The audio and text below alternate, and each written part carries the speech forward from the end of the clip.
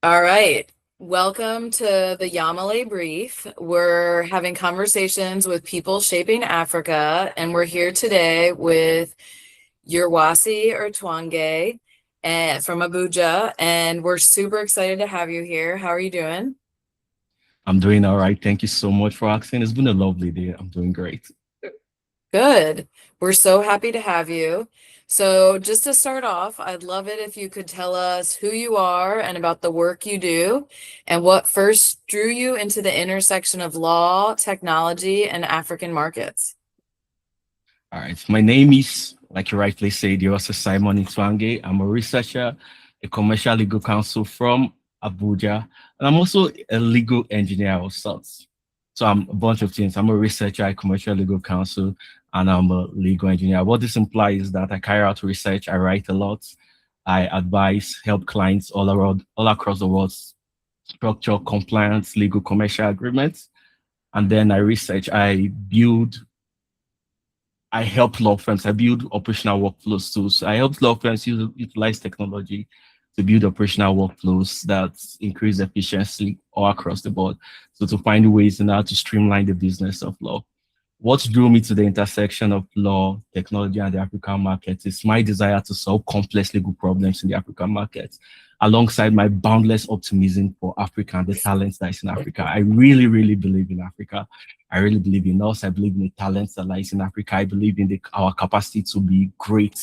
I believe in our capacity to do more than we are currently perceived to be able to do. So that is what drew me into standard intersection of law, commerce, and technology and solve complex legal problems for the continent. So, That's great. I think we totally agree in that we have boundless optimism for the continent and believe really in Africa, which is why we invited you to be here today and wanted to hear what you had to say. So thanks for that. yes. All right. So when you introduce yourself and your work to someone outside the continent, what do you most want them to understand? What I want them most to understand is Africa can stand on equal footing with the rest of the world in the legal tech space, in the commerce space. Africans can stand on equal footing. There's this preconception, there's this misconception that Africa is a backward place, that we are all living in huts, we're all living in tents, we don't have lights, we are struggling to get clean water, and we can't stand on the stage, on the global stage like everyone else. I once had a client of Upwork. I helped negotiate some terms and structure some terms in his commercial agreements. And the client confided in me that he actually went to get a second opinion over after so that because he didn't believe and he was shocked. The client was genuinely shocked when the lawyer he spoke to in his country, Hungary, told him okayed my work and told him it was excellent. He was really, really shocked because he couldn't believe that I could do it. He just couldn't believe. He told me that the reason why he even picked me in the first day was because his lawyer wasn't around, his principal counsel wasn't around. So he just said, let him give me the chance. And he was really, really, really, really shocked. So I want them to understand that African can stand on equal footing. We are not backward. I had the privilege a while back to work as a remote paralegal for an international law firm. And I remember when they first gave us a research topic, we had to do a couple of research, and I did my research work and I submitted it. Everybody, the principal counsel, everybody there was very impressed by my work. I had a one-on-one meeting. That research work that I did, the one-on-one meeting, the principal partner at the firm, had a one-on-one meeting with me to congratulate me because they didn't necessarily believe I could do it. According to him, it was some of the best work he has ever seen. So Africa can stand on equal footing with the rest of the world. We are not backward. We are not struggling. We have challenges, yes, but I want them to understand that we are in the game. We are here. We are not here to be observers. We are here to be participants, and we are here to conquer. I love it. I love that. We're not here to be observers. We're here to be participants. And I don't know if you know, but Yamalé is a Wolof word in local language in Senegal that means equal footing. And that's what we tried to do was we are here to help show the world that Africa can compete on equal footing.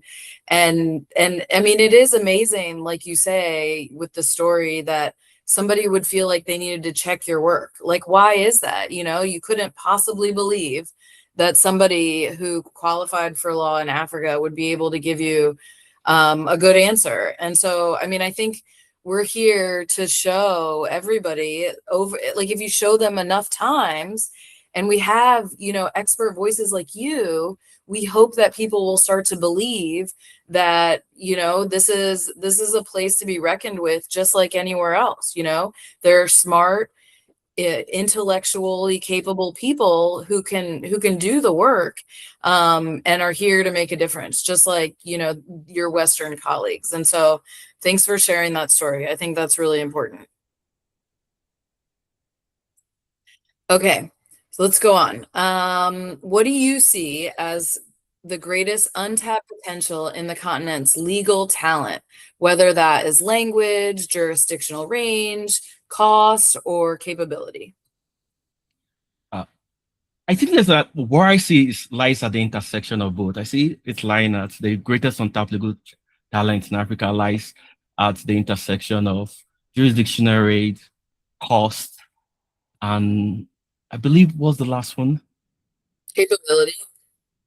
capability, their capacity to do things. I believe our legal talent lies in the middle there. Now, it's no, I remember reading a while back a Reuters article that stated there was a law firm in the United States that had remote legal talents carrying out legal work, was paying them anywhere between $10 to $50 per hour, while the lawyers were busy billing the work as if it was their work and would charge their clients $300 to $500 per hour, or even more, much more. So the greatest untapped legal talent in Africa lies at the intersection of both. Africa is a relatively cost-effective place to invest in, meaning we are not as expensive. Talent within the continent are not necessarily as expensive as our Western counterparts as they're in Europe. Our jurisdictional rate, we are taught a wide breadth of law. We are not just qualified as barristers or solicitors, we are qualified as both. And we've been forced to be able to do much with the little we have. So that's giving us it forced us to think outside the box, forced us to look at, okay, how can we solve complex legal problems, legal challenges that our Western counterparts don't necessarily face in their day-to-day life.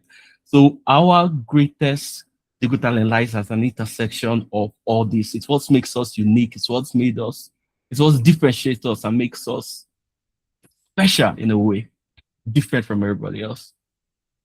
Yeah, I think that's really interesting. I just created a post on Instagram that talked about how African lawyers have to deal with so many different layers that counterparts don't have to deal with, right? Like, I think in Nigeria, there are almost entirely different legal systems depending on where you are. You also are dealing with customary law, you're dealing with Islamic law and some of the family situations, you're dealing with common law. Right? And so it's just a totally different world, which I think also goes to how capable the lawyers are, because you have to deal with these complexities that you're mentioning, you know? And so I think that's really cool and something to understand, and shows how, well, if you can do all of that, like, you can operate outside of your jurisdiction, you know, because you're dealing with, you know, so many different jurisdictions. And so that's really cool. I think Nigeria is a great example of that. Thank you so much. Thank you so much for highlighting that. It's a really, it stresses you, but it's a good stress. You're forced to think outside the box. You're going to before the Sharia courts. It's a different system, different law, Sharia law. You're going before the customary courts. It's not only a different court. It's not only a different set of law. It's a different set of law has related to that custom, and there are 1,000 customs. So you have to read, you have to research, you have to understand the legal framework and how to present yourself, how to conduct yourself in court. So it's a system that, like I said, stresses us, but it's a system that has forced us to provide excellence in whatever we do. Right. And you got to stay on your toes, you know, like, you can't get lazy and be like, oh, I know what to do in this situation, because every situation is going to be so different. And I think that, I mean, it's good. It flexes your brain all the time. Exactly. All right. So in your opinion, Iorwase, why is now the right moment for Africa to position itself in the global legal tech conversation?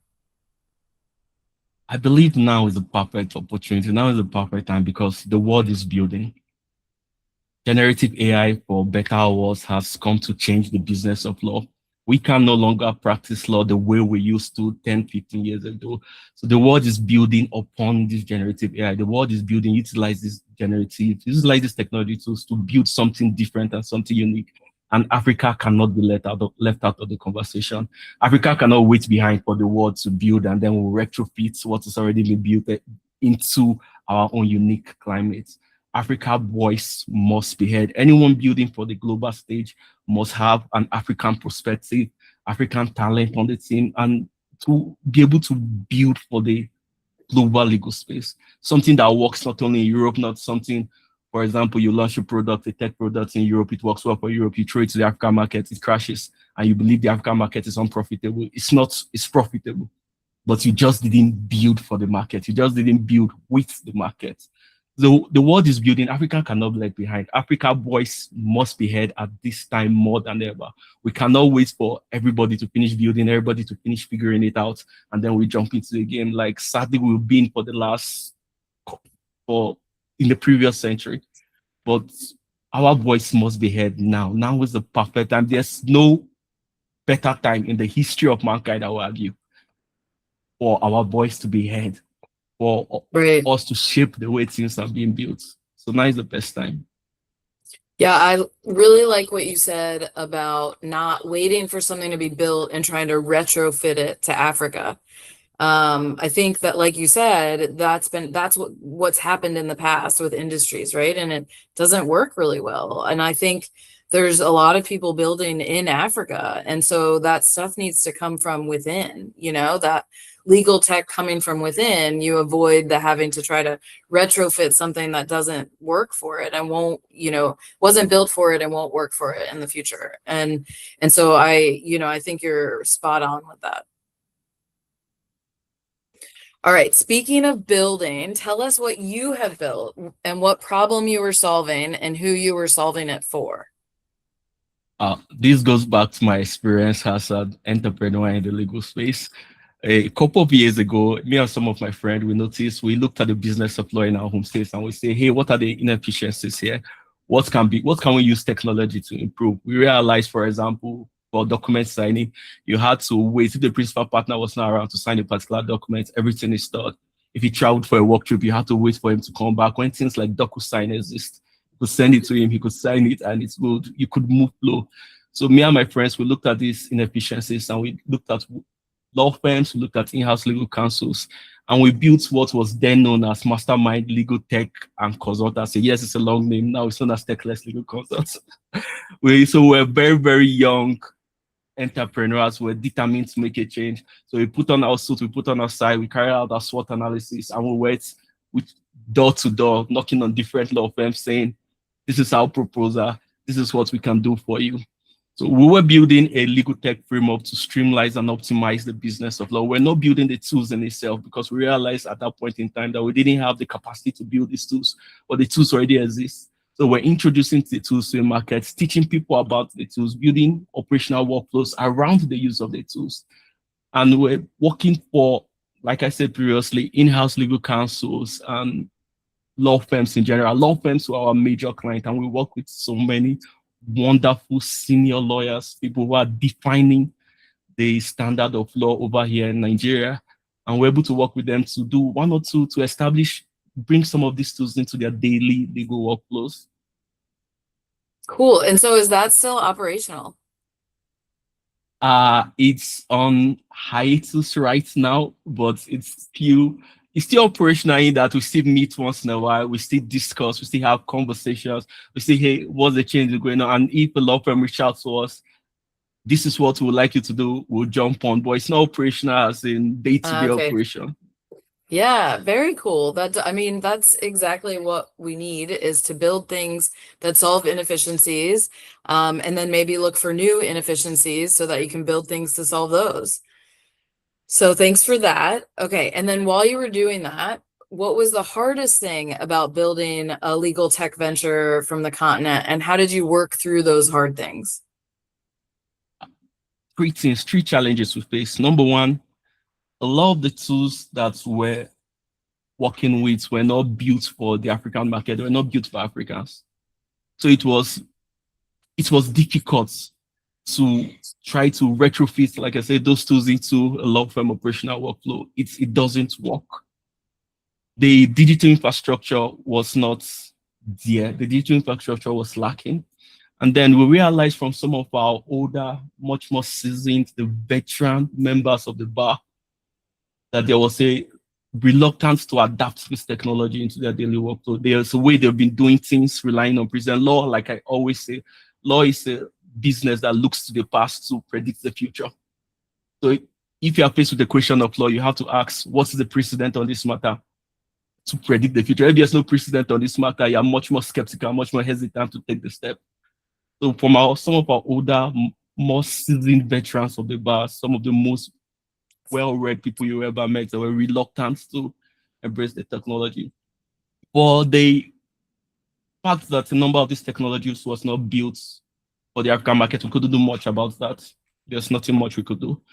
For the data infrastructure, it's improved greatly over the last couple of years. Greatly, there's been a lot of change. Where we could come in, what we could take control of was this slow rate of adoption. And then we spoke to some of our colleagues, we sat down with them, we had a conversation to understand, okay, what was making them, to understand where their hesitation was coming from. And we realized that the reason why they were reluctant to adopt this technology wasn't because they hated technology or they hated new things like some people believe. It was because nobody was introducing it to them. The young lawyers, because they are tech savvy, they understand and they go. But the older lawyers are, this is not the way I was trained. This is not the way I've been doing things for the last 50, for the last 40 years. Now you say I should, and nobody's introducing to me. Nobody's training me how to use it. Nobody's doing anything. They're just saying, here, use it. So for those who are able to walk through them, sit with them, teach them, make them understand that this is the technology, this is how to use it, this is the expected gains you had to gain from implementing this technology. Here's how you can monitor it over time so you can ensure that your money is actually creating efficiency for you. Your money, you're not just buying technology for buying technology's sake, like some of the AI companies right now, some law firms are doing right now with AI, unfortunately, getting AI for AI's sake without understanding how the AI is going to influence or impact their workflow. And when we spoke to them, we understood, we were able to get them to adopt and embrace this technology. So some of them became some of our, they adopted it with such enthusiasm the moment they understood it. They were very, very excited. You receive call, hey, I'm trying to do this. I can't, can you help me out? You come over, you help them out, you show them, they'll be very excited. They were eager to learn. But because nobody was teaching them, nobody brought it to them, that caused their hesitation in the first place. That's how we solve that problem. The other problems are, like I say, they are solving themselves.